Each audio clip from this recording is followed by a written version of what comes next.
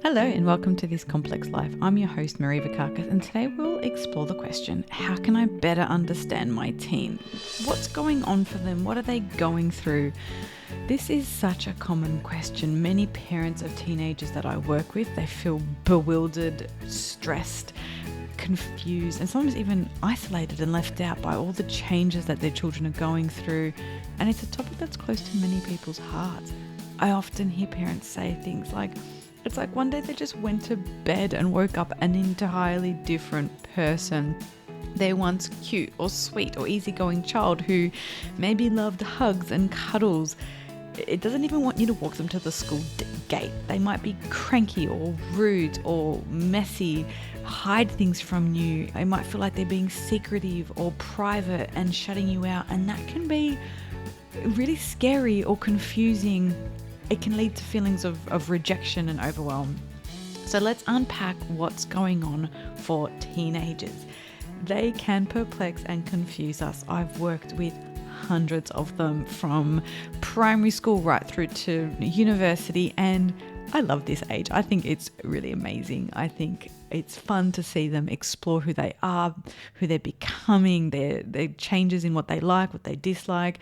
I know for me, I probably wouldn't want to relive some of those years. I mean, the haircuts, the hairstyles, oh my goodness, the glittery makeup, some of that stuff was horrific, and I am so grateful we didn't have as much opportunity to take as many selfies because I don't want some of those things documented. Anyway, I know I'm not alone there, but it's hard. It's really, really hard. The body is going through so much change. And when I work with families and in my Connected Teens program, I talk about the developmental stages, the things that are happening. We see just as much growth in these years, in these adolescent years, as you would from a newborn to a 3-year-old. The body is growing, it's changing, hormones are kicking in, the body's changing, they're developing, breasts, penises are growing, voices are changing, body shape is changing, hair's growing where hair didn't grow before. There's a whole bunch of stuff happening, and this can be really intimidating for some people. It can make them feel really self-conscious. They might not know what's happening. If they're changing before their peers, this can feel a bit awkward or uncomfortable. Or if they're the last one to hit puberty and develop, that can also feel really isolating. So there's a lot happening, and let's rewind it back and just talk about what to expect. There's no agreed kind of definition of the length of adolescence, but it's kind of typically viewed as starting when puberty starts. So sometimes that's as young as around 9 to 12 years old. And adolescence is a time when your teens are trying to work out who they are and where they want to fit in the world. And there's a few things that you can expect. You can expect it to be a little bit difficult, and that's okay. That's normal. They might stop listening and refusing to comply with simple requests. They're trying to assert some independence and some autonomy, and they need opportunities to have choice and to have things that they can take ownership over. You might see some moodiness and crankiness. They are likely to focus more on their friendships and their peers. And I think this can be particularly wounding for parents where they're hanging out with their friends and maybe they used to want to do stuff with you and now their friends are taking that priority, and that can be really rejecting. It's kind of normal. We want them to be socializing and making friends and then finding a way to maintain that family attachment and that family connection. They might start to show more or less interest in their appearance. That could be in the small things that they can customize. If they have a school uniform, for example, it could be something like a piece of jewelry or socks or sports gear. There might be little bits that they can have some ownership over it and that are customizable, that they might take some pride in. It could be trinkets for their phone. It could be a backpack, so drink bottles, a whole bunch of different things here. They're trying to focus on identity and expression. They might become less interested in school. And if that's something that is a concern for your family, if there's some school can't or school refusal, then it's definitely worth talking to a professional around that to try and understand what's happening for them. I'm of the belief that laziness doesn't really exist, and people do the best they can with what they've got. And no one really wants to wake up every morning and willingly be difficult or a disappointment. If they're struggling with school, there's often something going on there that requires some exploration.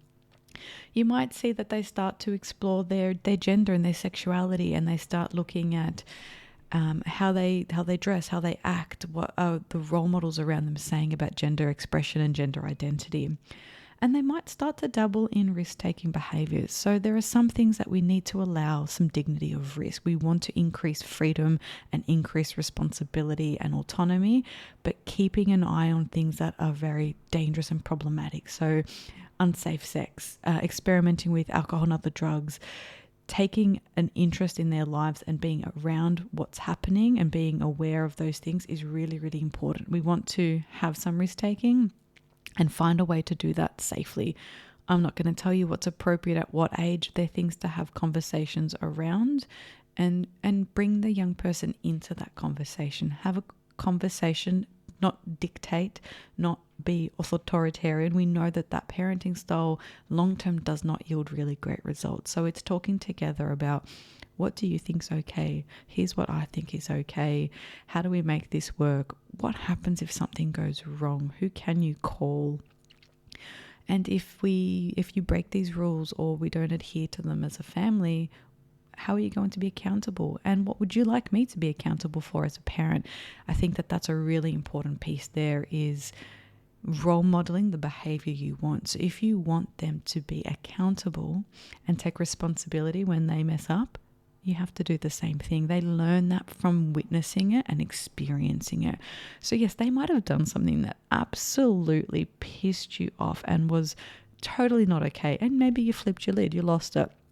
It's totally appropriate and actually really good role modeling to come to them and say something like, what you did, that was not okay. And we're going to have a conversation about that later.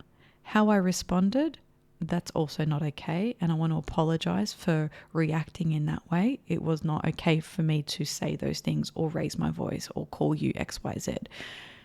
And we're going to talk about this behavior that you did. So separating those two things. You can feel whatever you want to feel, that's fine, but not all behaviors are okay.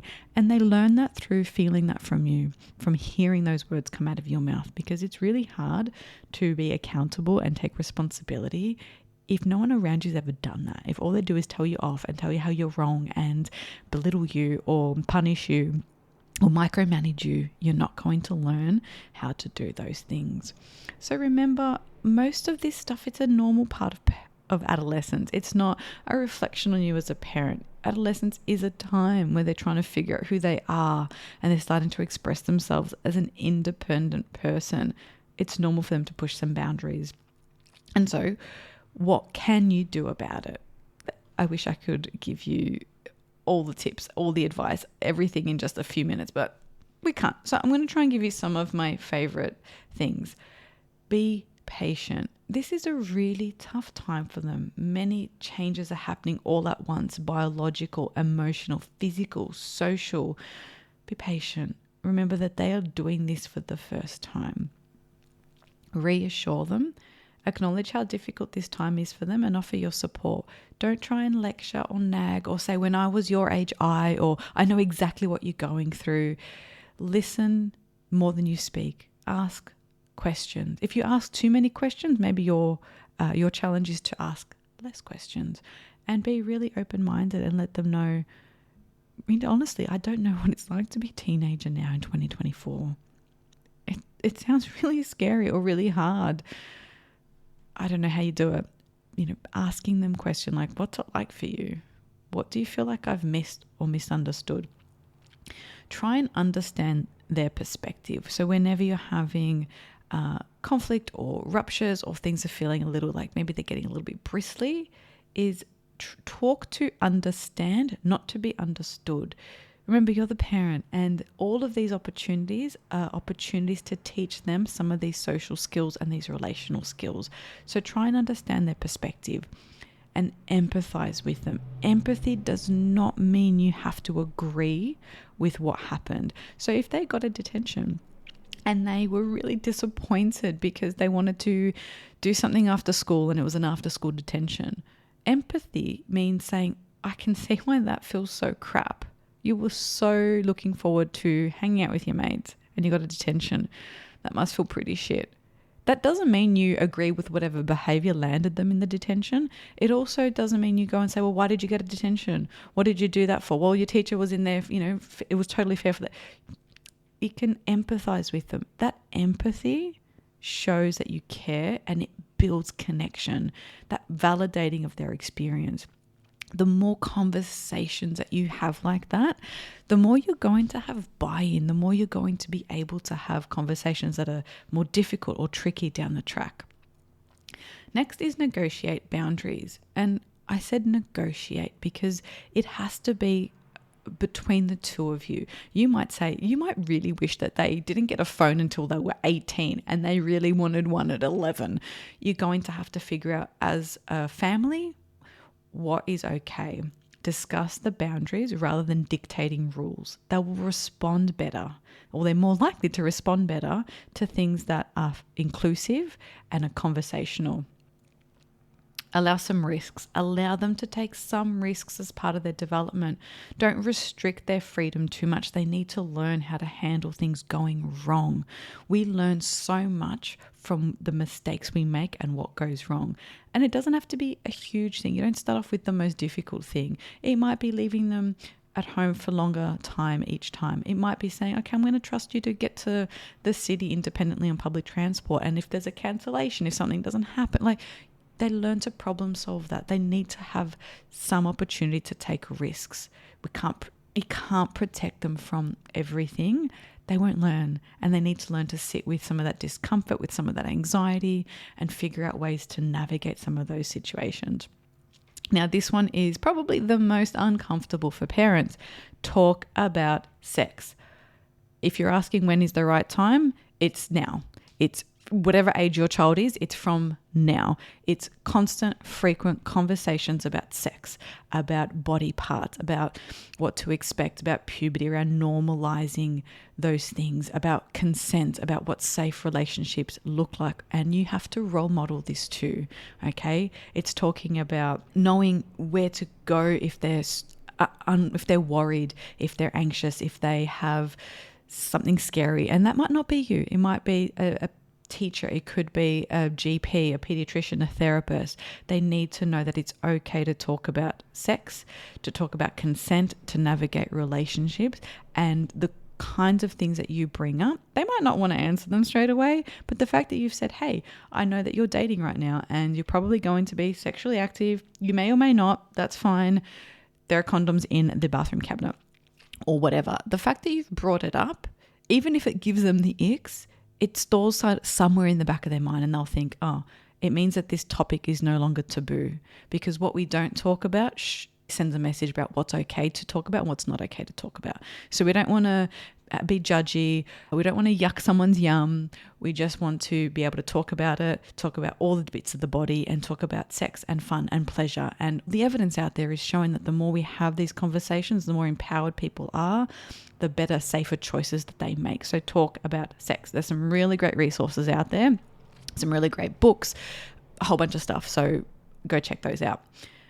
My second last tip is keep communication open. They might not want to talk to you right now, but let them know that you're there for them. A lot of the times that I see parents get into a bit of prickly times is when they're so desperate to know what's happening. They really want to be involved and they feel really left out, that they ask so many questions because it's to ease their anxiety, to ease their concerns that maybe something really bad's happening or that something's being kept from them. And that can feel suffocating for a young person. So letting them know, hey, you might not want to talk right now. I'm here for you. Looks like you had a really shit day at school. Let's talk about it after dinner. It's giving them a heads up that you've noticed, you've seen, maybe you name it, and then you can back off. And that will give them a bit of time. Sometimes I use, it's probably a really awkward metaphor or bad metaphor, but sometimes I compare it to wanting to pat a cat. And there are some cats that the second you want to pat them, they climb up the bookshelf or underneath a couch, and you could literally try and grab them by the tail and they're going to claw you. And then that same cat, when you ignore it, sometimes you could just be sitting there, it moseys on, it maybe has a bit of a stretch, and then it jumps on your lap and you're thinking, my goodness, now that I've got a cup of tea or I'm on my laptop is when you want to sit on my lap. So sometimes we can't chase it. We need to just say, yeah, I'm here. I'll let you know, and then back off. And the last one is listen wholeheartedly. Listen without interrupting or interjecting. That skill of listening is one of the most important pieces there. So many of the young people I speak to say, my parents just don't listen. They don't understand me. And then I talk to the parents like, well, of course I understand. I did this. And I'm like, well, they don't feel it as being heard. Listening non-judgmentally, showing empathy, not interjecting, not trying to fix it are so important. So that's a lot to digest. When should you worry or seek support? It's really important to start to notice real signs of trouble and to know when does it require additional steps. And some of the things that require intervention include using threats, violence, breaking the law and committing legal offences, regular absences from truancy, and then when you've got concerns around their mental health. So it's likely that we're going to see some moodiness and sleepiness and generally being a little bit cranky in this developmental stage. However, if you notice major changes in their thoughts, feelings, and behaviours that last more than a few weeks and interfere with their day-to-day functioning in their life, it might be time to seek support. For example, if they're not going to school, if they're not going to work, if they're not participating in their hobbies or hanging out with friends, they might benefit from seeing a mental health professional. So understanding and supporting your teen through adolescence is challenging but essential. Remember to be patient, offer reassurance, keep communication open, and listen wholeheartedly. And if needed, don't hesitate to seek professional help. I'll pop a link in the show notes. I have a free ebook, Why Won't My Teen Listen to Me, that hopefully goes into a little bit more detail about some of this and gives you a few exercises that you can work on with your partner or as a sole parent or on your own. I think all of that will be really helpful. Thank you for listening. To keep the conversation going, head on over to Instagram or LinkedIn and follow me. If you'd like to keep updated with episodes and other interesting things happening in mental health, join my weekly This Complex Life newsletter, where I'll share tools, tips, and insight. There's a link in the show notes. Got a question you want answered? Shoot me an email or a DM. I'd love to hear from you. And if you enjoy the show, I'd really appreciate it if you could leave a rating and a review. It helps other people find the podcast.